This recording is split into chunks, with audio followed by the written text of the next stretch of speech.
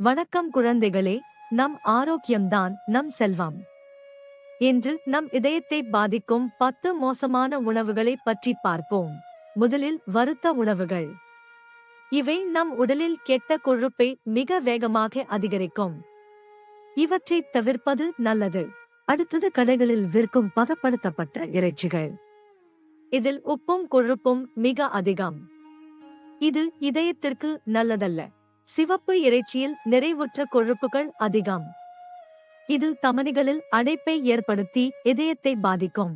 முழு கொழுப்புள்ள பால் மற்றும் சீஸ் இதயத்திற்கு சுமையாக மாறும். குறைவான கொழுப்புள்ள பொருட்களை தேர்ந்தெடுங்கள். பேக்கரி உணவுகளான பிஸ்கட் மற்றும் கேக்குகளில் மறைமுகமாக டிரான்ஸ் கொழுப்புகள் அதிகம் இருக்கும். கவனமாக இருங்கள். துரித உணவுகள் சுவையாக இருக்கலாம், ஆனால் அவை இதயத்திற்கு மிகப்பெரிய எதிரிகள். அவற்றை அறவே தவிர்ப்பது நல்லது. வெண்ணெயை விட நல்லெண்ணெய் அல்லது கடலை எண்ணெய் ஆரோக்கியமானது. வெண்ணெயை அளவோடு பயன்படுத்துங்கள். கல்லீரல் போன்ற உறுப்பு இறைச்சிகளில் கொலஸ்ட்ரால் அளவு மிக அதிகம். இவற்றை சாப்பிடுவதை குறைத்துக் கொள்ளுங்கள். இறால் போன்ற சில கடல் உணவுகளில் இயற்கையாகவே கொலஸ்ட்ரால் அதிகம். இவற்றை அளவோடு உண்ணுங்கள். இறுதியாக சர்க்கரை பானங்கள்.